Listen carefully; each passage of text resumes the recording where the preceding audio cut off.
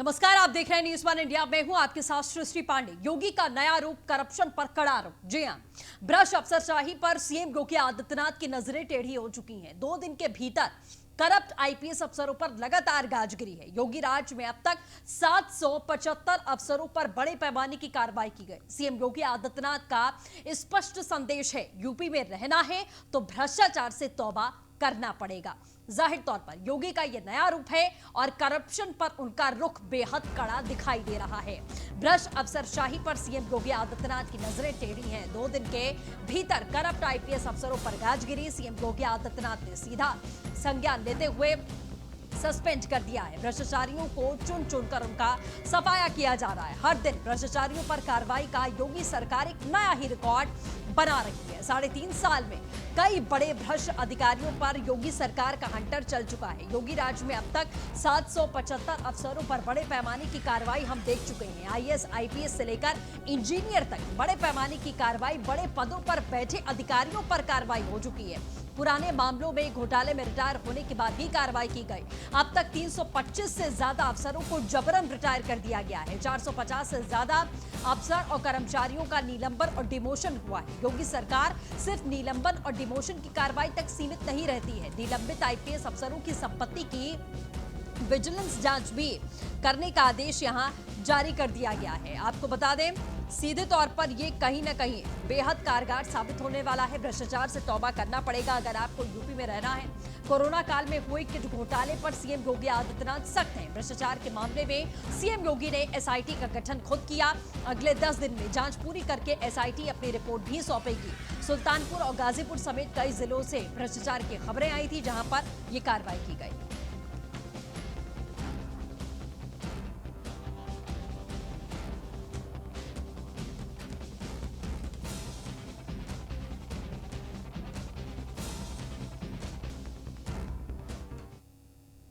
चलिए, तो इस मामले पर चर्चा करने के लिए तमाम खास मेहमान हमारे साथ में जुड़ेंगे। आपको बता दें, इस समय फिलहाल हमारे साथ में पूर्व डीजीपी विक्रम सिंह जी जुड़े हुए हैं। उनका स्वागत करते हैं। साथ ही आपको बता दें, तमाम खास मेहमान धीरे धीरे करके हमारे साथ जुड़ने लगेंगे। विक्रम जी, 775 ऐसे आईपीएस और आईएएस अधिकारियों को, इंजीनियरों को जो बड़े पद पर बैठे रहे, मलाईदार पद पर बैठे रहे, उनके खिलाफ सरकार कार्रवाई कर चुकी है। इतने बड़े पैमाने की कार्रवाई क्या कभी किसी सरकार में हुई है, या सिर्फ इसी सरकार की इच्छा शक्ति देखने को मिल रही है जो आईपीएस और आईएएस अधिकारियों से लेकर इंजीनियर्स तक की कार्रवाई करके, निलंबित करके, डिमोशन करके और संपत्ति पर विजिलेंस जांच के आदेश? कितनी बड़ी कार्रवाई आप मानते हैं? मैं इसको बहुत बड़ी कार्रवाई मानता हूं और इसका स्वागत करता हूं। ये पहले हो जाना चाहिए था, खैर अब हो रहा है, ये संतोष और हर्ष का विषय है। लेकिन भ्रष्टाचार अपनी पराकाष्ठा पर है और ये कदम अत्यंत आवश्यक था। और मैं उम्मीद करता हूं कि जो भ्रष्टाचार के केंद्र रहे हैं, जिनकी आम ख्याति, क्यों हमारे कैरेक्टर रूल्स में एक कॉलम होता है, इनकी आम ख्याति सत्यनिष्ठा की क्या है, और अगर आम ख्याति, शोहरत आम खराब है तो उनकी विजिलेंस, एंटी करप्शन जांचें होना ही चाहिए। और अब चूंकि ये जांचें हो रही हैं, तो मैं उम्मीद करता हूं कि IPS, IAS, PCS, BPS, non gazetted में इंस्पेक्टर, सब इंस्पेक्टर, कांस्टेबल, तहसीलदार, नायब तहसीलदार, इंजीनियर, सीएमओ और सभी जूनियर डॉक्टर्स वगैरह सबकी जांच होनी चाहिए, जिनके ऊपर खरीद फरोख्त में और भ्रष्टाचार के गंभीर आरोप हैं। बिल्कुल, जाहिर तौर पर इन सभी पर कार्रवाई और जांच इनके ऊपर बैठनी चाहिए। सरकार में हमने ये भी देखा है कि जो मामले खत्म हो गए, मतलब पिछली सरकारों में रहे, और जो अधिकारी रिटायर हो गए, उसके बावजूद भी उनके ऊपर कार्रवाई की गई। और कई ऐसे अधिकारी हैं 400 से ऊपर, जिनको जबरन रिटायरमेंट दे दिया गया है कि आपकी जरूरत अब नहीं है। तो क्या सरकार का यह संदेश क्लियर है, या ये कार्रवाइयां अभी काफी हैं, या और कार्रवाइयां इसी तरीके की जरूरी हैं, तभी जो भ्रष्टाचार की जड़ है हम उसे खत्म कर पाएंगे? क्योंकि ये कहना कि भ्रष्टाचार पूरी तरीके से खत्म हो चुका है, यह बिल्कुल सही नहीं होगा, क्योंकि अभी एक शुरुआत हुई है। सिर्फ भ्रष्टाचार जिस तरीके से अपना जाल बिछाए हुए है, वो इतनी आसानी से खत्म होने वाला नहीं है।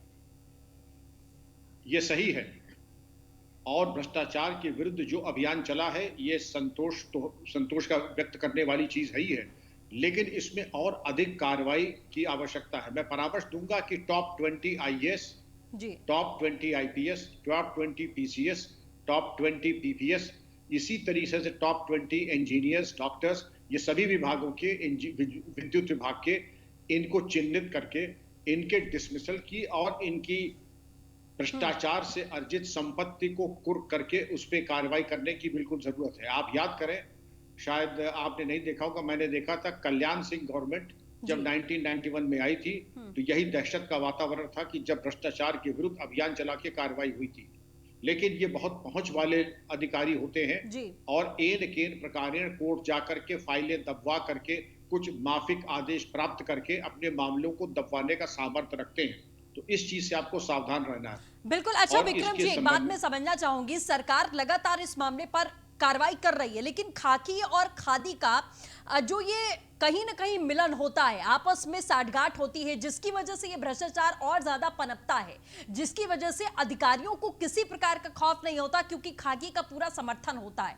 क्या नहीं लगता कि सबसे पहले इस साठगांठ को खत्म करना पड़ेगा? क्योंकि हम ताबड़तोड़ कार्रवाई पिछले 3 साल में देख रहे हैं, लेकिन अभी भी भ्रष्ट अफसर, भ्रष्ट अधिकारी अपनी कुर्सी जमाए हुए बैठे हुए हैं। इसमें आपको नहीं लगता कि कहीं ना कहीं वो बड़ा संरक्षण पहले हमें लूपहोल्स जो प्रशासन और सरकार में है उसे निकाल कर बाहर करना पड़ेगा, तभी हम इसे साफ कर पाएंगे?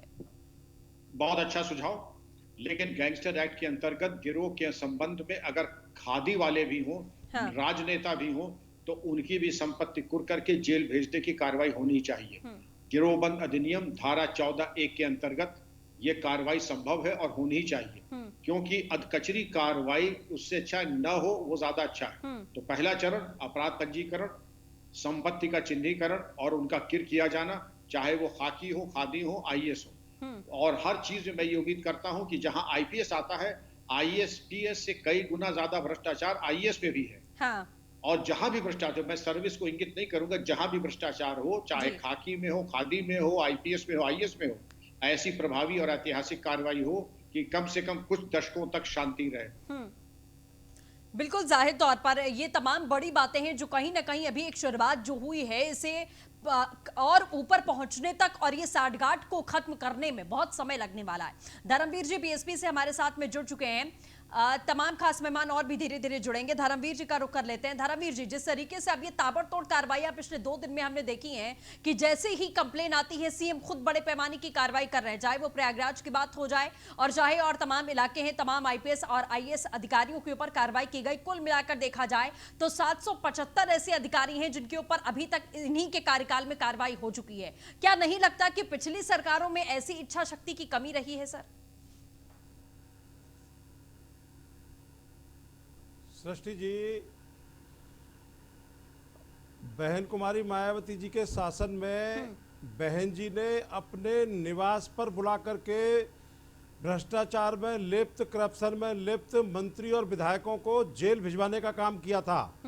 और ऐसा इस आज़ाद भारत में शायद ही किसी सरकार के कार्यकाल में ऐसा हुआ हो जो बहन जी ने अपने शासन में सख्ती की थी इन भ्रष्टाचारियों के ऊपर। और मैं, आप जो योगी आदित्यनाथ जी की बात कर रही हैं, मैं आपको बता दूं कि योगी आदित्यनाथ जी की सरकार में 23 अरब रुपए पीएफ फंड का बीएचएलएफ घोटाला जो हुआ था, उसमें कितने लोगों पर कार्रवाई हुई, कितने प्रमुख सचिवों को उन्होंने भ्रष्टाचार में सस्पेंड किया, बर्खास्त किया, जेल भेजा।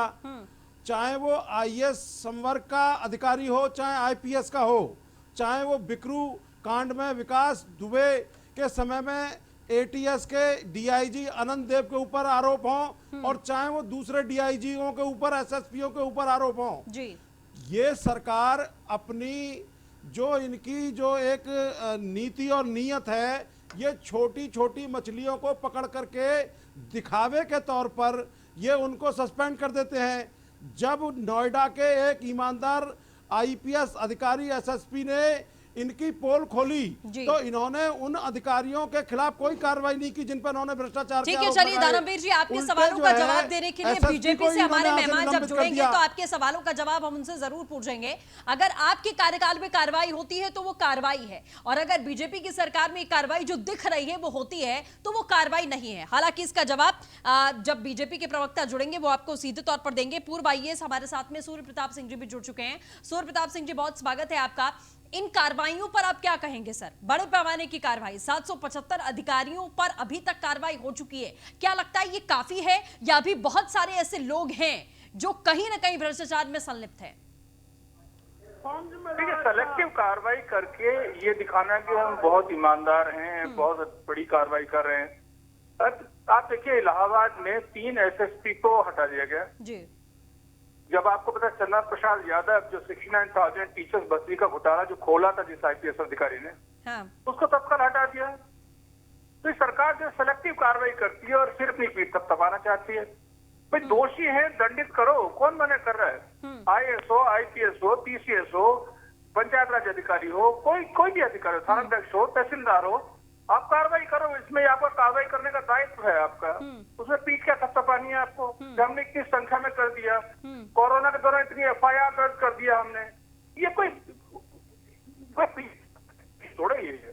ठीक है। ये है कि आप कटेंगे अक्रॉस, आप हमारे अपने हैं सरकार के अधिकारी, उनके खिलाफ कार्रवाई नहीं होगी, और जो जरा सा सरकार से अलग है उसको आप रगड़ देंगे। अब गाजियाबाद के प्रकरण का भी जिक्र आया था, जो 4-5 अधिकारियों के खिलाफ वैभव कृष्ण ने मुद्दा उठाया था, वो सब दब गया, सब राइट पोस्टिंग पा गए। वो ठीक है कि वैभव कृष्ण भी सस्पेंड हुए। तो ये सेलेक्टिव कार्रवाई करके अपने को बचा लेना, चाहे कितने ही भ्रष्ट हैं, और फिर कहे कि हम बहुत ईमानदारी से कार्रवाई कर रहे हैं, अनबायस्ड कार्रवाई कर रहे हैं, मैं इसको छलावा मानता हूँ। ये खाली एक हेडलाइन मैनेजमेंट का इशू है कि हमने इतनी कार्रवाई करते हैं। ठीक है, राघवेंद्र जी हमारे साथ में जुड़ चुके हैं। राघवेंद्र जी, पूर्व आईएएस हमारे साथ में जुड़े हुए हैं, सूर्य प्रताप सिंह जी, उनका ये कहना है कि आप सेलेक्टिव कार्रवाई क्यों करते हैं? जो वैभव कृष्ण वाला मामला निकलकर सामने आया, उसमें आखिरकार क्या हुआ? आखिरकार सभी को पोस्टिंग मिल गई, कुछ उसमें ज्यादा हमें देखने को नहीं मिला, कोई जांच नहीं बिठाई गई, चाहे वो होमगार्ड पोस्टिंग को लेकर हो या ये पूरा भ्रष्टाचार का जो पूरा मामला था, जो चिट्ठी लिखी गई थी, उसका कोई नतीजा हमने नहीं देखा। और ये सेलेक्टिव रूप से आप कार्रवाई करते हैं और उसके बाद पीठ थपथपाते हैं, ये करना आपका काम है, तो उसमें वाहवाही किस बात की? जवाब दीजिए। देखिए, लोकतंत्र में आरोप लगाना और शिकायत करना ये सब उनका संवैधानिक अधिकार है, उनके अधिकारों का स्वागत करते हैं। लेकिन अगर ये हमारी सरकार के ऊपर उंगली उठाते हैं कि कहते हैं भारतीय जनता पार्टी की सरकार, योगी सरकार जो है सिलेक्टिव कार्रवाई करती है, हमें लगता है ऐसा उचित नहीं है जी। इससे पहले की सरकारें भी देखी, मैं उस विषय पर नहीं जाना चाहता हूँ। हमारी सरकार जो है अराजकता, भ्रष्टाचार जैसे संजीदा विषयों पर जीरो टॉलरेंस नीति के तहत काम कर रही है और लगातार अधिकारियों के ऊपर सख्त है। और ये दिखाई पड़ रहा है, अधिकारियों या तो बर्खास्त किए जा रहे हैं, सस्पेंड किए जा रहे हैं, निलंबित किए जा रहे हैं, और उनका डिमोशन तक हो रहा है। इन विषयों को लेकर के अगर कोई अधिकारी या कोई राजनीतिक दल का कार्यकर्ता हमारी सरकार पे आरोप लगाता है, तो ये पूर्वाग्रह से ग्रस्त हो सकता है। और निश्चित रूप से मानिए, लगातार जो अधिकारी जो हैं वो शक्ति उन पर कायम रहेगी, और इससे कोई ऐसा विभाग नहीं है जो अछूता रहेगा। पुलिस विभाग से लेकर अस्पताल तक, हॉस्पिटल से लेकर के और इंजीनियरों तक पर कार्रवाई हो रही है, आईएएस पीसीएस अधिकारियों पर कार्रवाई हो रही है, लगातार कार्रवाई हो रही है। इस संक्रमण काल में जहां एक तरफ भारतीय जनता पार्टी की सरकार, योगी सरकार जो कोरोना जैसी महामारी से जूझ रही है, उसके बाद भी हमारे उत्तर प्रदेश में अराजकता और भ्रष्टाचार। ठीक है, सूर्य प्रताप जी, आप सहमत हैं? आप सहमत हैं इनके जवाब से? सूर्य प्रताप जी, का प्रश्न नहीं है, मेरा अपना मत है, मुझे मत व्यक्त करने का अधिकार है जी। वो एक पॉलिटिकल पार्टी के प्रवक्ता हैं, वो जो बोलना है वो बोलेंगे ही ना। वो ये थोड़ी कहते हैं हमारी सरकार में भ्रष्टाचार ज्यादा हो रहा है, वो तो कहेंगे हमारे कार्रवाई हो रही है, जीरो टॉलरेंस है। लेकिन अभी आप देखिए, जो कोरोना किट्स का मामला आया है, कैसे होने पर दाम में खरीदारी हुई है, कितना भ्रष्टाचार है, कोई चीज बची है जिससे भ्रष्टाचार ना हो सरकार में। अब ये कह देना कि हमारी तो कार्रवाइयां हो रही हैं। अब पंजीरी का इशू देख लिया, स्वेटर खरीद का इशू था, जूता खरीद का इशू था, एक भ्रष्टाचार का मुद्दा निकला है क्या? सीएमओ का ट्रांसपोर्ट का मुद्दा था, मंत्री तक को हटाना पड़ा था उसमें। तो अब ये कहना कि हमारे यहाँ तो सब पारदर्शी है, सब भ्रष्टाचार मिटते हैं हमारे यहाँ, ये बिल्कुल छलावा है, गलत है। वो कहेंगे, उनकी बात है कहने की, लेकिन हम तो अपनी बात कहेंगे स्वतंत्र विचार से, जो हमारे परसेप्शन, हम तो बताएंगे अपनी बात। चलिए सूर्य प्रताप जी, हमारे साथ जुड़ने के लिए आपका बहुत बहुत शुक्रिया। धर्मवीर जी।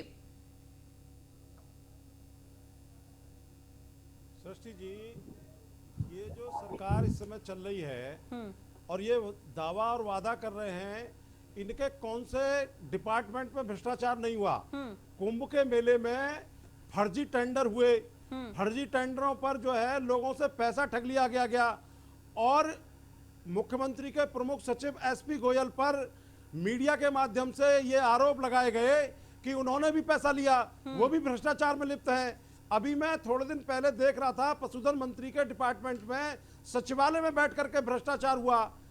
जो सांसद बागपत हैं, पूर्व केंद्रीय मंत्री, इनकी पत्नी और इनका खुद का नाम, इनकी कंपनी का नाम एक सट्टे किंग के साथ में जोड़ा गया, काला धन को सफेद धन करने के लिए। ये कितने भ्रष्टाचार की लिस्ट गिनाऊं मैं। ये योगी आदित्यनाथ जी की सरकार ना भ्रष्टाचार के मामले में, ना लॉ एंड ऑर्डर के मामले में, ना किसी विकास के मामले में, किसी भी मामले में ये सफल नहीं है। और ये जो कह रहे हैं इनकी कथनी और करनी में जमीन आसमान का अंतर है। डेवलपमेंट क्या होता है सृष्टि जी, मुझे आप 10 सेकंड दीजिएगा, मैं बताता हूं। देखिए 11 मेडिकल कॉलेज, 6 विश्वविद्यालय, 100 ITI कॉलेज, 24 पॉलिटेक्निक कॉलेज और जो है 5549 primary school, 6 engineering college, 200 degree college, 200 inter college और करीब 60 जो है हाई स्कूल। ये आदरणीय बहन कुमारी मायावती जी के शासन में विकास का मॉडल प्रस्तुत कर रहा हूं मैं आपके सामने, जो शिक्षा से जुड़ा हुआ है। सर ये जितना गिनाया आपने स्कूल, कॉलेज, प्राथमिक, प्राइमरी, सेकेंडरी, जितना आपने ये गिनाया है, ये सब सर इंप्लीमेंट हो गया था। जो आप कागजों में गिना रहे हैं ये सब इंप्लीमेंट हो गया था। फिर तो ये कागजों में नहीं है, ये कागजों में सृष्टि जी, ये कागजों में नहीं है। आप, मेरा चैलेंज है आपके इस चैनल के माध्यम से, ये जितना भी मैंने गिनाया है ये ग्रास रूट पर बिल्डिंगें खड़ी हैं, बच्चे पढ़ रहे हैं उनमें, बिल्डिंगें खड़ी और बच्चे पढ़ रहे हैं उसमें। तो अब डेवलपमेंट, हाँ, तो अभी अब प्रेजेंट टाइम में भी तो होना चाहिए ना सर वो। या फिर आपने बसपा के कार्यकाल में हुआ, उसके बाद उसको उस पर ताला लगा दिया गया, उसके बाद वो खत्म हो गया। राघवेंद्र जी हजारों कॉलेज बनाए, बसपा ने हजारों कॉलेज बनाए और आप उसको संचालित नहीं कर पा रहे हैं। हजारों कॉलेज बनाए गए हैं, बिल्डिंगें खड़ी की गई हैं। उसके बाद सपा की भी सरकार आई और आपकी सरकार आने के बाद में हजारों कॉलेजों को आप संचालित नहीं कर पा रहे हैं। खाली वो पैसा लगा के बनवा चुके हैं और आप उसे चला नहीं पा रहे हैं। सृष्टि जी, ये विषय ये नहीं है। पहली बात तो उत्तर प्रदेश में कोई ऐसा कॉलेज नहीं है जो संचालित नहीं हो रहा हो, ऐसा कोई मेडिकल कॉलेज नहीं है जो संचालित नहीं हो रहा हो, ऐसी कोई सड़क नहीं है जिसपे आदमी ना निकल रहा हो। ये सब तो अलग विषय है। जरा इनसे कहना चाहता हूँ, मायावती के भ्रष्टाचार वाले विषय पर भी थोड़ा प्रकाश डाल दे।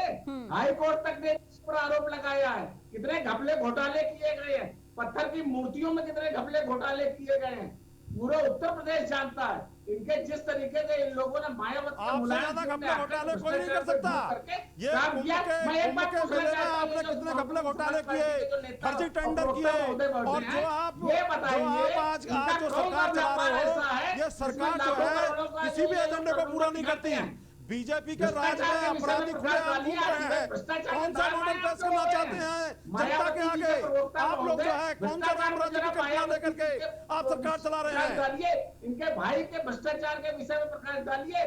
आदरणीय बहुजन समाज पार्टी, समाजवादी पार्टी एक व्यक्ति विशेष की पार्टियां नहीं।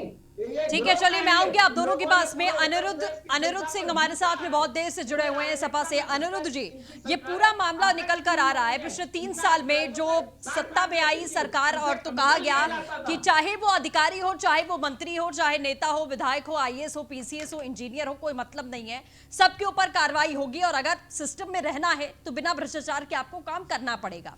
775 से ज्यादा कार्रवाइयां हो चुकी हैं अभी तक।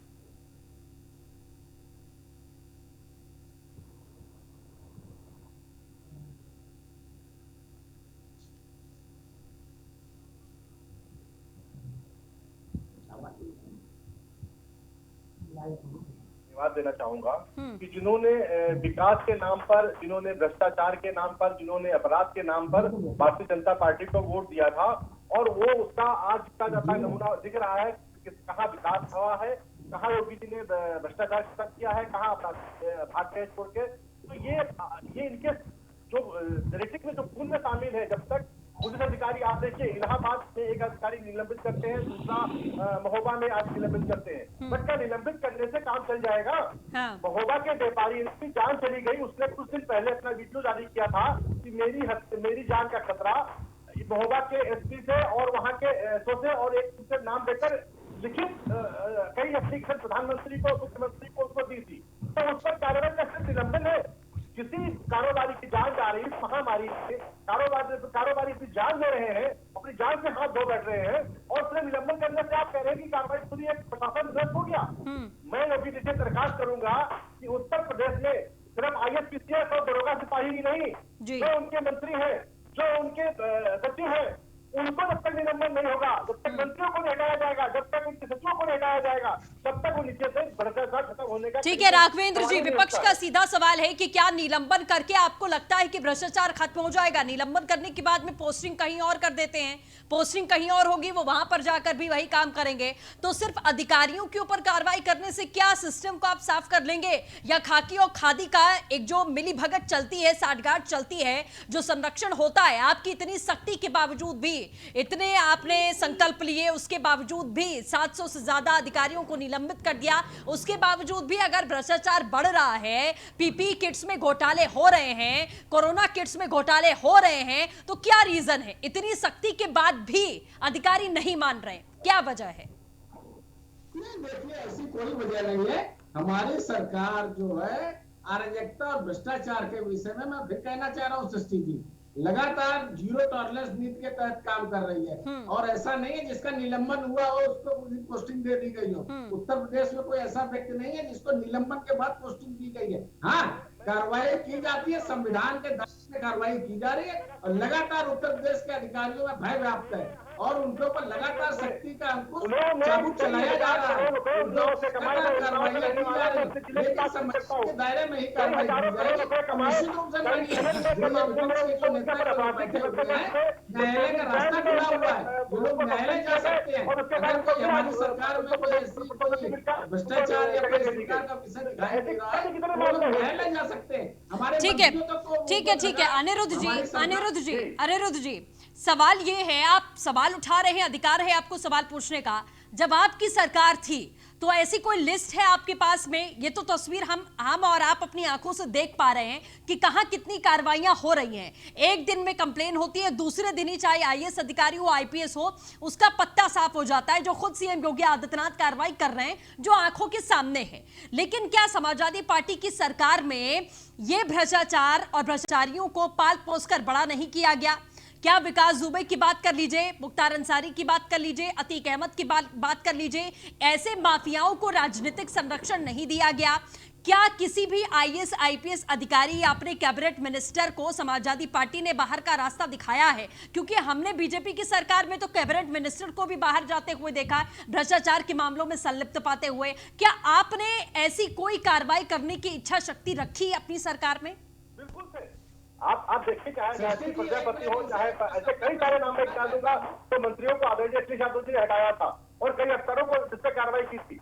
बट यहाँ पर आप मुख्तार अंसारी और अतीक अहमद बात करती हैं, मैं इनसे कहूंगा कि क्या केशव प्रसाद मौर्य जी पर इसके मुकदमे हैं, योगी आदित्यनाथ जी पर इसके मुकदमे हैं, और जिन्होंने बीजेपी ने इतने सारे मंत्री बना रखे हैं, सबसे ज्यादा अपराधी इस तरह के अपराधियों से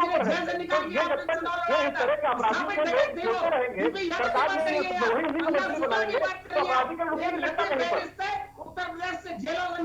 चलिए ठीक है, आप सभी बने रहिए हमारे साथ, रुकेंगे एक छोटे से ब्रेक के लिए, जल्द हाजिर होंगे। तो योगी सरकार का कड़ा रुख भ्रष्टाचार के ऊपर साफ तौर पर देखने को मिल रहा है, लेकिन कहीं ना कहीं अभी भी ये सिर्फ एक शुरुआत है। पूरी तरीके से भ्रष्टाचार को खत्म करना, जीरो टॉलरेंस की नीति पर काम करना अभी एक लंबा सफर है। तमाम खास मेहमान लगातार बने हुए हैं। राघवेंद्र जी, सीधे तौर पर यही आरोप विपक्ष आपके ऊपर लगा रहा है कि अभी आप ताबड़तोड़ कार्रवाइयां तो कर रहे हैं, लेकिन आखिरकार मंत्रियों पर, जो सफेद पोश व्हाइट कॉलर वाले लोग हैं, इनके ऊपर कब कार्रवाई की जाएगी? क्योंकि ये IPS IAS अधिकारी, ये तमाम इंजीनियर्स पर जो आप कार्रवाई करने की बात कर रहे हैं, इनके ऊपर संरक्षण होता है, इनको शह मिलती है, उसके बाद ही ये इस तरीके के बड़े पैमाने के घोटाले करते हैं। ऐसा पॉसिबल है कि किसी विभाग में घोटाला हुआ हो और उनके मंत्री को इस बात की भनक ना हो, तो सफेद पोश लोगों तक आखिरकार आप कब कार्रवाई करेंगे? चलिए, राघवेंद्र जी हमारे साथ जुड़े ही नहीं है, जोड़िए इनको। धर्मवीर जी हमारे साथ बने लगातार। धर्मवीर जी बोलिए।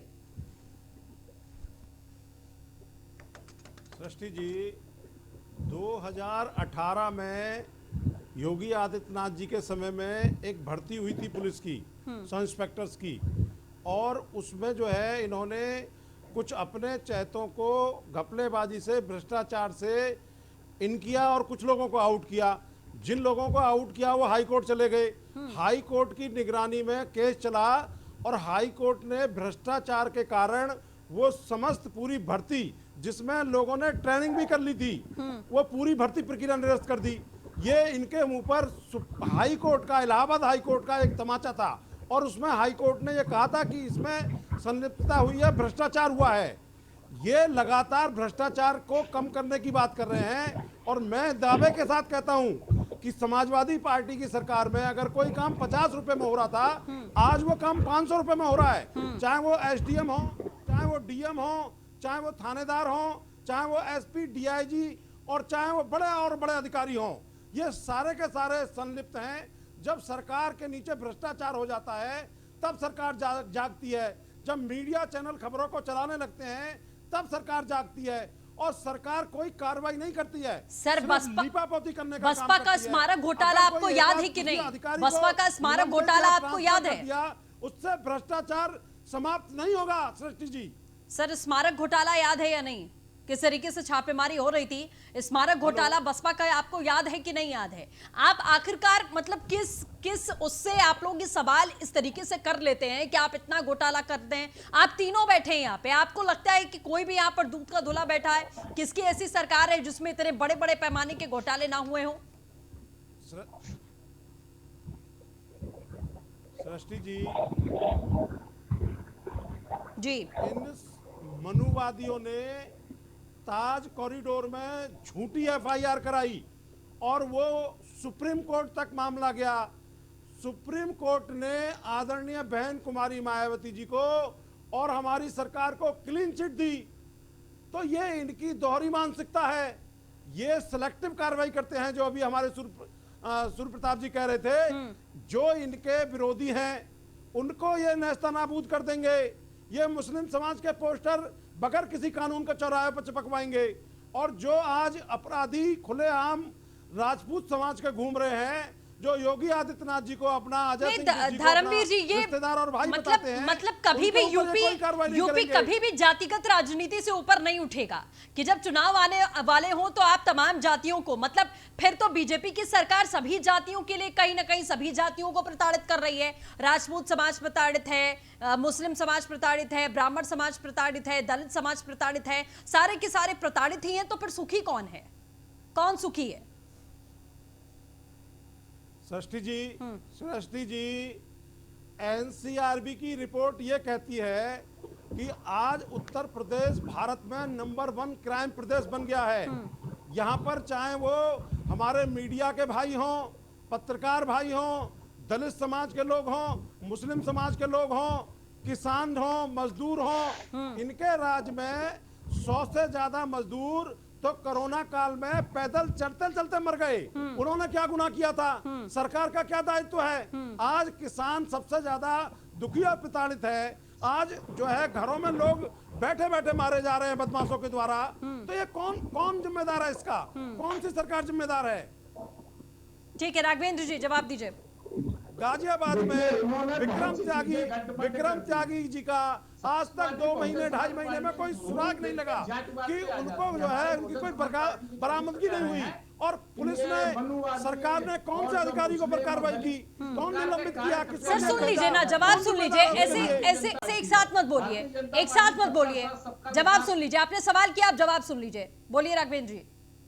देखिए, भारतीय जनता पार्टी सबका साथ सबका विकास को लेकर के आई थी और ईमानदारी से उसके क्षेत्र में काम कर रही है। हाँ, अगर कोई भ्रष्ट अधिकारी है या अराजक व्यक्ति है तो उसके ऊपर हमारी सरकार चाबुक चलाने में कतई गुरेज नहीं कर रही है। समाजवादी पार्टी, बहुजन समाज पार्टी की लंबे समय तक सरकारें रही हैं। इनके जो नेतागण हैं, इनकी आज से 25 साल पहले क्या स्थिति थी, आज स्थिति क्या है? हाई कोर्ट का मैं सम्मान करता हूं। हाई कोर्ट ने जो निर्णय दिया है वो सिरोधार्य है, लेकिन ईमानदारी से बात करिए।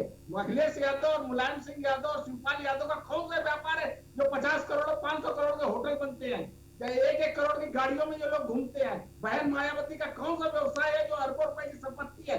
ईमानदारी की बात है। हमारे योगी जी बिल्कुल एक निष्कंटक व्यक्ति है। भारतीय जनता पार्टी की सरकार ईमानदारी से काम कर रही है। कोरोना काल में भी जहाँ जब कोरोना मार्च में उत्तर प्रदेश में दाखिल हुआ था, मात्र 6 टेस्ट हुआ करते थे। आज उत्तर प्रदेश में 2 लाख टेस्ट पर डे हो रहे हैं। 6 टेस्ट पर डे होते थे, आज 2 लाख टेस्ट पर डे हो रहे हैं। ईमानदारी से कोरोना काल में भारतीय जनता पार्टी कोरोना से लड़ाई लड़ रही है। उसका क्या कारोबार है ये बता दीजिए। बना हुआ है पूरे देश में। ईमानदारी से काम करने वाली सरकारों को ये लोग काम नहीं करना देना। ठीक है धर्मवीर जी, अनिरुद्ध जी मैं आ रही हूँ उसके बाद आपके पास। धर्मवीर जी अब सवाल सुन लीजिए सर, लगातार मत बोला करिए, लगातार मत बोलिए आप लोग। बीजेपी आपसे पूछ रही है कि अगर वो कार्रवाई कर रहे हैं, अगर वो भ्रष्ट अधिकारियों के ऊपर कार्रवाई कर रहे हैं, तो आखिरकार आपको किस बात की तकलीफ हो रही है? अगर बीजेपी कार्रवाई कर रही है, निलंबित कर रही है अधिकारियों को, अफसरों को, इंजीनियरों को, अपने कैबिनेट के मंत्रियों को, तो इसमें विपक्ष को क्या दिक्कत है? इसमें क्या दिक्कत है आपको? आप मुख्तार अंसारी को मसीहा बताते हैं, ये बेहतर बात है। मुख्तार अंसारी को मसीहा बताते हैं और कहते हैं कि वो मुसलमान है, इसलिए मुख्तार अंसारी के ऊपर कार्रवाई की जा रही है, अतीक अहमद के ऊपर कार्रवाई की जा रही है। विकास दुबे को मार दिया गया क्योंकि वो ब्राह्मण था। उसके बाद में तमाम लोगों को गिरफ्तार कर लिया गया क्योंकि वो ब्राह्मण है और हम भगवान परशुराम की मूर्ति लगाएंगे। और आप इस तरीके की राजनीति कर रहे हैं, तो क्या सही है क्या गलत है? आपको खुद नजर नहीं आ रहा सर? जरा सृष्टि जी ये बताइए, माफियाओं को आप संरक्षण देने के लिए बैठे हैं, आप सवाल पूछिए, लेकिन सवालों का जवाब पहले आप भी दीजिए। आप बड़े बड़े माफियाओं को संरक्षण देते हैं, पार्टी का हिस्सा बनाते हैं, जब उनके ऊपर कार्रवाई होती है तो कहते हैं मुसलमान है, ब्राह्मण है, दलित है, इसलिए कार्रवाई हो रही है। आप जरा इनसे पूछ लीजिए जी, विकास दुबे मारा गया, जो एसपी इन्वॉल्व थे कानपुर के, उस पर क्या कार्रवाई की इन्होंने? और अगर जो अतीक और उस पर अतीक अहमद और मुख्तार अंसारी पे कार्रवाई कर रहे, कौन रोक रहा है इनको? अपराधियों को डालिए ना जेल में। मगर जो इनके मंत्री इन्वॉल्व है, जो इनके प्रमुख सचिव इन्वॉल्व है, जो बड़े बड़े नेता इन्वॉल्व है, उन पर कार्रवाई क्यों नहीं करते हैं? ये केशव प्रसाद मौर्य जी पर क्यों नहीं कार्रवाई करते हैं, जिसमें 5% से लेकर 10% चल रहा है, जो रोडे बनाने में भ्रष्टाचार व्याप्त है, कंपोजिट कांड घोटाला हुआ था, क्या किया इन्होंने वहां पर?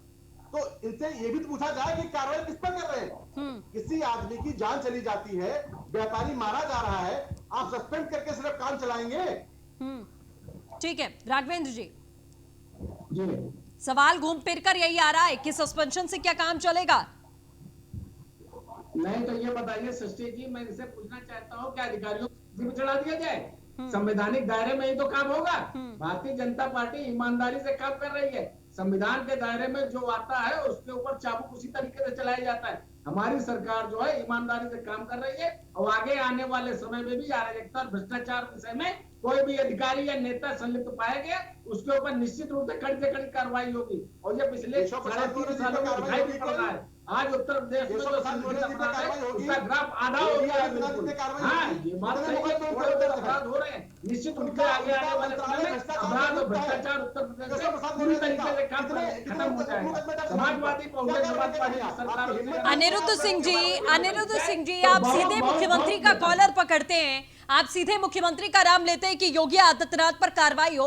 वो मैंडेट मिला है सर, वो मैंडेट हमारी जनता ने दिया है, मैंने और आपने सरकार नहीं बनाई है, मैंडेट मिला है। उसके बाद कोई सरकार बनती है, ये आपको पता होगा, आप सत्ता में रहे हैं, आपको मालूम होगा ये बात कि जब जनता अपना मैंडेट देती है तभी सरकार बनती है, चाहे वो केशव प्रसाद मौर्य क्यों ना हो और चाहे वो योगी आदित्यनाथ क्यों ना हो, जो इस समय प्रदेश के मुख्यमंत्री हैं। तो मैंडेट मिलता है, उसके बाद में सरकार बनती है, उसके बाद में कोई मुख्यमंत्री बनता है। ये छोटी छोटी चीजें मुझे बताने की जरूरत आपको नहीं है सर, आप सीधे मुख्यमंत्री का गला पकड़ लेते हैं। सवाल यह है कि अगर इन अधिकारियों को छांट कर कार्रवाई की जा रही है और इंस्टेंटली कार्रवाई की जा रही है, तो इसमें आपको दिक्कत किस बात की हो रही है? कार्रवाई अधिकारियों पर हो रही है, कॉलर आप मुख्यमंत्री का पकड़ लेते हैं, तो क्या ये कार्रवाइयां भी नहीं होनी चाहिए? आपने जैसे पाल पोस कर इस भ्रष्टाचार को बड़ा किया, ये पेड़ खाली 5 साल में नहीं लगा है। ये सर उत्तर प्रदेश आज जो भ्रष्टाचार में सम्मिलित है, ये सिर्फ 3 साल के कार्यकाल में बीजेपी के संलिप्त नहीं हुआ है, इसको पाल पोस कर बड़ा किया गया है सर। उसके बाद में आज ये पेड़ बन चुका है जिसे काटने की कोशिश की जा रही है। तो थोड़ी जिम्मेदारी अपनी भी समझिए कि 3 साल में यूपी भ्रष्टाचार में संलिप्त नहीं होगा। इतना आसान नहीं है सर कि आपने रामराज्य करके बीजेपी को सौंपा था और बीजेपी ने भ्रष्टाचार में लिप्त कर दिया। हमने सृष्टि जी जितना अच्छा सौंपा था, अगर उतना ही अच्छा ही चला लेते तो बहुत अच्छा होता। और दूसरी बात, आप ये कह रहे हैं बार बार, मैं तो कहता हूं कि मेरा ही जिला उन्नाव, वहां पर डीएन देवेंद्र पांडे भ्रष्टाचार के मामले में लिप्त पाए गए, सस्पेंड हुए, 2 महीने बाद फिर पुणे उनको सीट दे दी गई। तो इससे सस्पेंड करने का मतलब क्या हुआ?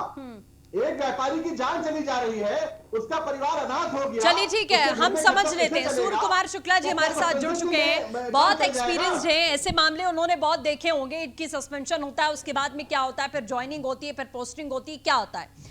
सूर्य कुमार जी, विपक्ष सवाल सरकार से पूछ रहा है कि क्या निलंबन भर से या आप किसी को सस्पेंड कर देते हैं, किसी आईपीएस या आईएएस अधिकारी को, क्या ये इतनी कार्रवाई काफी है? क्या उन्हें फांसी चढ़ाना चाहिए या जेल पहुंचाना चाहिए, उम्र कैद की सजा होनी चाहिए, क्या प्रावधान होना चाहिए सर? देखिए मैडम, देश का कानून बना हुआ है, एंटी करप्शन एक्ट बना हुआ है, और साथ में जो सरकारी कर्मचारी आचरण नियमावली बनी हुई है, धारा 311 भारतीय संविधान के अंतर्गत नियंत्रित होने वाली सेवाओं में अगर कोई गलती गड़बड़ी पाई जाएगी उन अधिकारियों में, तो क्या कार्यवाही होगी, उसके विस्तृत नियम बने हुए हैं जी। और उसके अंतर्गत जो भी कार्यवाही राज्य सरकार करती है और उसकी सूचना केंद्र सरकार को भेजती है, उसके बाद वहां से अनुमोदन होता है, आरोप पत्र जारी होता है कि आपने ये गलती की है, और उसके बाद उसका जवाब लेकर के उचित दंड की कार्रवाई होती है जी। और चूंकि इन लोगों को निलंबन की अवधि में भी आधा वेतन मिलता रहता है, जिसको जीवन निर्वाह भत्ता कहते हैं, और उसके 6 महीने अगर समय बीत जाता है तो 3/4 वेतन दिया जाता है कि विलंब हो रहा है कार्यवाही के तय कर जी।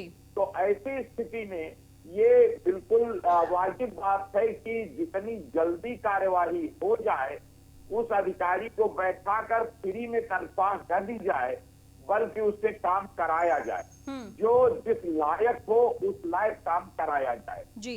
इस परिभाषा के अंतर्गत जो भी मामले पकड़े जाते हैं, संज्ञान में आते हैं, जांच में मामला सिद्ध होता है, उनमें निलंबन होता है, और अगर निलंबन के बाद वो मामले में वो दोषी पाए जाते हैं तो जो दंड प्रस्तावित किया जाता है वो दंड बृहद दंड भी हो सकता है, जिसके सर्विस से बर्खास्तगी तक होती है जी। और अगर एंटी करप्शन एक्ट का मामला बन जाता है, गवाही मिल जाती है, तो प्रमाणित हो जाता है, तो मुकदमा चलाकर जेल भी भेजा जा सकता है, जैसे कि कई मामलों में हुआ है जी। और अगर वो ये लगा कि इसमें बात प्रमाणित नहीं हुई, इसमें कोई छल कदम किसी ने बनाया था, झूठा फंसाया था, बदनाम किया था, तो जांच के बाद अगर निर्दोष पाया जाता है तो इसको बहाल कर दिया जाता है, क्योंकि निलंबन कोई दंड नहीं माना जाता, वो ये माना जाता है कि फिलहाल एम्प्लॉयर और एम्प्लॉई के बीच संबंध तोड़ दिया गया है,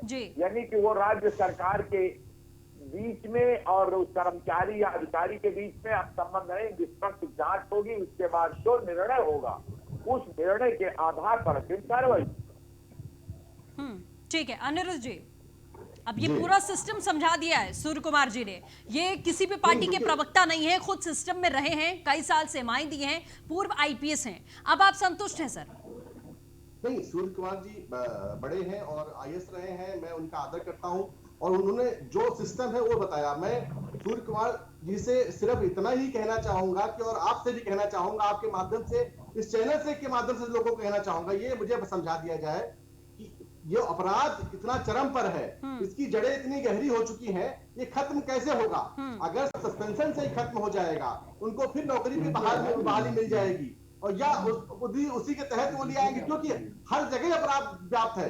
जो अधिकारी सस्पेंड होता है वो अपनी सेटिंग से दोबारा फिर अपनी जगह पा लेता है। और मगर सबसे बड़ा विषय यहाँ पर यह है कि जिस घर का व्यक्ति चला जाता है, जिसके कमाने वाला व्यक्ति चला जाता है, जिस परिवार का अपना आदमी खो देता है, जो परिवार अनाथ हो जाता है, तो सर क्या सुझाव है आपके पास? अनिरुद्ध जी, क्या सुझाव है आपके पास कि तत्काल बिना किसी जांच के तुरंत निलंबित करके सीधे फांसी पर चढ़ा देना चाहिए अधिकारियों? बिल्कुल नहीं, फांसी चढ़ाना इसका विकल्प नहीं है।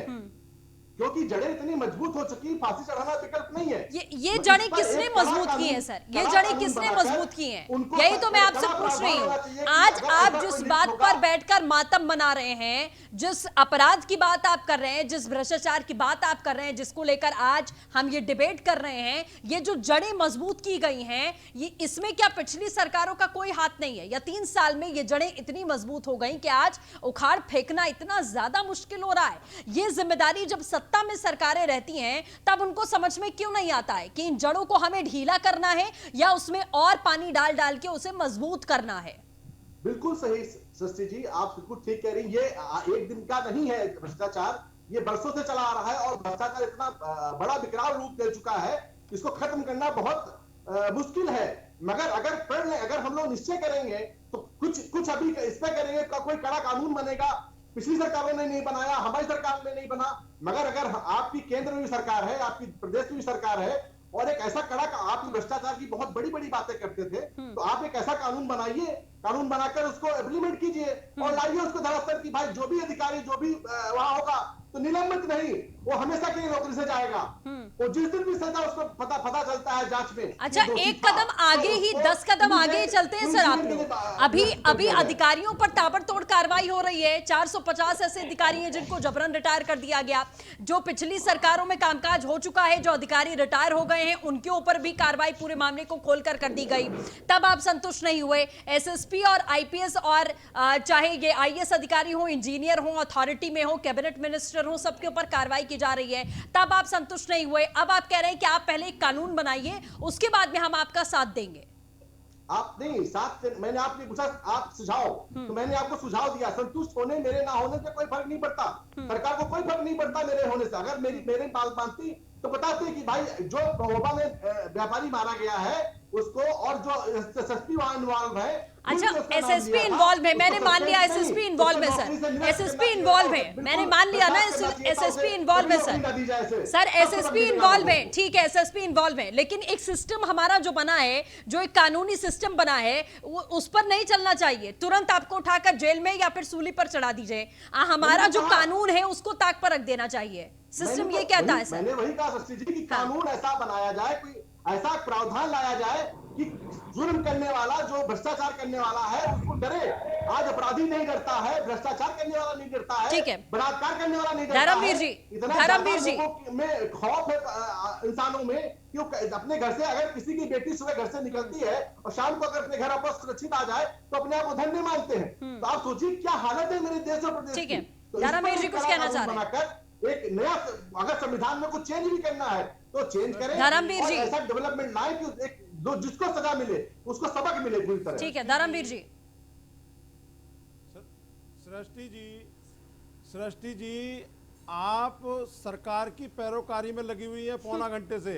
मैं आपसे ही पूछना चाहता हूं, पिछले 3 साल में योगी आदित्यनाथ जी ने ऐसे 4 आईएएस अधिकारी बताइए, मंत्री बताइए जो भ्रष्टाचार में लिप्त होकर के जिनको जेल भेजा हो इस सरकार ने। कोई 4 आईपीएस, कोई 4 आईएएस और कोई 4। धर्मवीर जी, आपको इतनी ज्यादा तकलीफ होती है, आपके पेट में इतना ज्यादा दर्द होने लगता है, आप मुझे बता रहे हैं आपके पास में जब कोई जवाब नहीं बचता है, जब अपनी सरकारों के स्मारक घोटाले, बड़े बड़े हाथी खड़े कर दिए गए पूरे यूपी में, पूरे लखनऊ में हाथियों के अलावा कुछ दिखाई ही नहीं देता है। आपने पर्यटन स्थल घोषित कर दिया कि आप जाकर पत्थर के हाथियों के दर्शन करिए, मायावती जी की मूर्ति के दर्शन करते रहिए, इसके अलावा पूरे लखनऊ में कुछ दिखाई नहीं देता सर। उसके बाद जब कोई जवाब नहीं होता है तब आप डिबेट में बैठकर और चैनल में बैठकर कहते हैं कि चैनल बीजेपी के पैरोकार करने के लिए पौने घंटे से बैठा हुआ है। आपको सवाल समझ में नहीं आते, आपको सवाल सुनाई नहीं देते,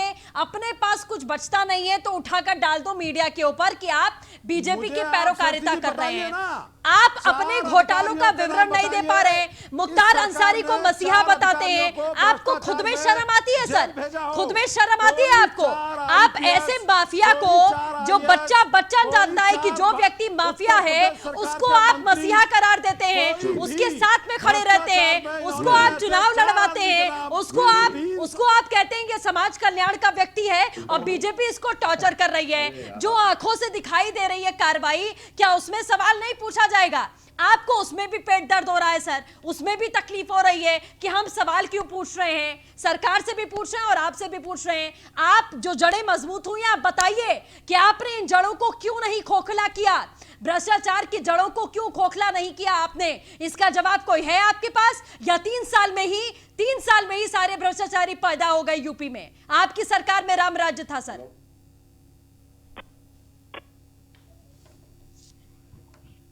इस प्रदेश में जंगल राज चल रहा है, ये मैं नहीं कह रहा हूँ, ये माननीय उच्चतम न्यायालय की टिप्पणी है सरकार के ऊपर। और प्रधानमंत्री के क्षेत्र में भ्रष्टाचार में एक पुल गिर जाता है निर्माणाधीन, जिसमें 9 लोगों की मृत्यु हो जाती है और ठेकेदार 2 साल तक गिरफ्तार नहीं किया जाता, किसी अधिकारी पर कोई गाज नहीं गिरती, जो 9 लोग बेकसूर मर गए उनका कौन जिम्मेदार है?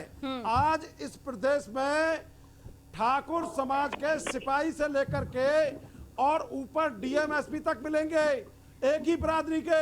सर जाति से ऊपर आप उठ नहीं सकते, जाति से ऊपर आप उठ नहीं सकते। बसपा का क्या हाल हो गया है यूपी में, बसपा का क्या हाल हो गया है यूपी में, लेकिन आप अभी भी जातियों पर अटके हैं सर, अभी भी जातियों का खेल खेल रहे हैं आप बैठकर। सूर्य कुमार जी कुछ कहना चाह रहे थे आप?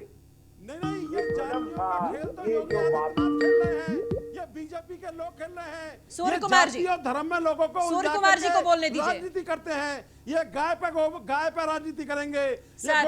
आप ठाकुर पर कर लीजिए, आप दलितों पर कर लीजिए, दलितों के मसीहा बनते बनते कब ब्राह्मणों के मसीहा बन गए पता ही नहीं चलता। समय के हिसाब से आपकी भाषा, आपके रंग और आपके स्लोगन्स बदलते हैं, कभी आप दलितों के सरताज होते हैं, कभी आप ब्राह्मणों के, कभी राजपूतों के।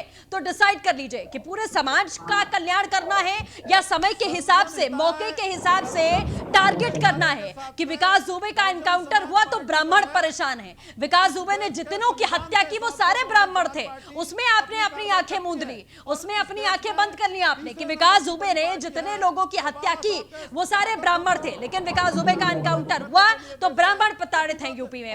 सूर्य कुमार जी को बोलने दीजिए। सूर्य कुमार जी,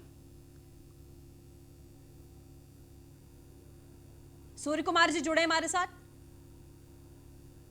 साधारण लोग जो होते हैं वो व्यक्तियों के बारे में बात करके आपस में खींचातानी करते हैं, आरोप प्रत्यारोप करते हैं जी। जो मध्यम बुद्धि के लोग होते हैं वो घटनाओं पर बात किया करते हैं। लेकिन मैं अपने सभी साथियों से अनुरोध करूंगा कि हम सब लोगों को एक दूसरे के ऊपर कीचड़ उछालने के बजाय, आरोप प्रत्यारोप लगाने के बजाय बुद्धिजीवियों के कर्तव्य जो होते हैं उसका निर्वहन करना चाहिए। और ये है कि हम अपनी व्यवस्था में और अच्छा सुधार कैसे कर सकें ताकि सारे समाज का कल्याण हो। और उसके लिए मेरे 2-3 सुझाव। नंबर 1, समाज की उम्मीद है कि घटनाएं, अपराध, भ्रष्टाचार न हो, तो इसके लिए पहले से पता लग जाए कि कहाँ गड़बड़ी होने वाली है। इसमें इंटेलिजेंस डिपार्टमेंट का बहुत महत्वपूर्ण रोल होता है कि जासूस लगा दिए जाएं जो इंटेलिजेंस डिपार्टमेंट के हैं हर जिले में, और वो और अच्छा खबर पहले से दें कि किस थाने में, किस ब्लॉक, किस तहसील में, किस जिले में बेईमानी हो रही है, गड़बड़ी हो रही है, और उस पर समय से कार्रवाई हो जाए तो ये घटना की जरूरत ही न पड़े। ऐसे कोई जब बेईमानी की घटना हो जाए तब उसके बाद कार्रवाई हो। और एक दूसरा सुझाव है कि ये लोग जो गड़बड़ी कर चुके हैं इसके लिए एक क्रिमिनल रिफॉर्मेशन डिपार्टमेंट यानी अपराधी सुधार विभाग, वो अभी हम लोगों की जेलों का नाम तो जरूर हो गया कारागार एवं सुधार प्रशासन, लेकिन सुधार नहीं होता। अभी वो जेलों में जा करके भी और अधिक बड़े अपराधीपन के निकल आते हैं। तो अभी हमारा counselling system, medical treatment system, मानसिक इलाज का सिस्टम, ये बहुत उसमें सुधार की जरूरत है। तो अन्यथा हम लोग इसी तरह पारस्परिक आरोप लगाते रहेंगे कि और लगाते रहेंगे, लगा करके उसका कोई हल नहीं निकलेगा, केवल हम लोग लड़ाई लड़ते रहेंगे। और एक तीसरा सुझाव ये है कि पहले से ईमानदार और कर्मठ अधिकारियों की जो हर सरकारी प्रयास करती है कि हमारे शासन में सबसे अच्छा काम हो, लेकिन दुर्भाग्य ये है कि वो पता नहीं समय से लग पाता और दुर्घटनाएं हो जाती, अपराध हो जाता है। और अपराधों को रोकने के लिए भी मेरा एक जबरदस्त नया सुझाव है कि क्रिमिनल इंटेलिजेंस डिपार्टमेंट, यानी हर जिले में अपराध कौन सा होने वाला है वो पहले से पता लग जाए और समय से उसकी रोकथाम हो जाए, तब हम अपराध। बिल्कुल ठीक है जाहिर तौर पर सूर्य कुमार जी, बहुत सारी बातें हैं, बहुत सारे सुझाव हैं जिस पर अभी आगे काम करना बाकी है। अभी पूरी तरीके से अगर आप ये कहें कि सब कुछ ठीक हो चुका है, जीरो टॉलरेंस को आधार बनाकर हम ये जंग फतेह कर चुके हैं, तो ऐसा भी नहीं है। अनिरुद्ध जी हमारे साथ जुड़े। अनिरुद्ध जी, आखिरी कमेंट आपसे। देखिए सूर्य कुमार जी जहां तक कह रहे हैं कुछ सही कह रहे थे, काफी चीजें कि इसमें डेवलपमेंट की जरूरत है। और मैं फिर सरकार से आपके चैनल के माध्यम से कहूंगा कि अभी सरकार दोनों जगह बीजेपी की है और ना भी हो सरकार तो एक ऐसा भ्रष्टाचार को लेकर और अपराधीकरण को लेकर ऐसे कानून बने कि जो सरकारी महकमा है, जो सरकारी डिपार्टमेंट में जो लोग नौकरियों पे आते हैं, उनकी ठीक से जांच हो, उनको हर साल उनके ऊपर लगाम लगाई जाए कि कौन आदमी कितनी संपत्ति लेकर आया था और कितनी संपत्ति अर्जित कर रहा है। तो क्योंकि जब तक लगाम नहीं लगा पाएंगे इस देश में भ्रष्टाचार की जड़ें खत्म करना। ठीक है राघवेंद्र जी, आखिरी कमेंट। बहुत सारे सुझाव मिले हैं सर, अगर आप अपनी पीठ थपथपाते रहें इसी बात से कि आपने बहुत कार्रवाई कर ली और आपने भ्रष्टाचार को खत्म कर दिया, तो ये गलतफहमी है अभी सर।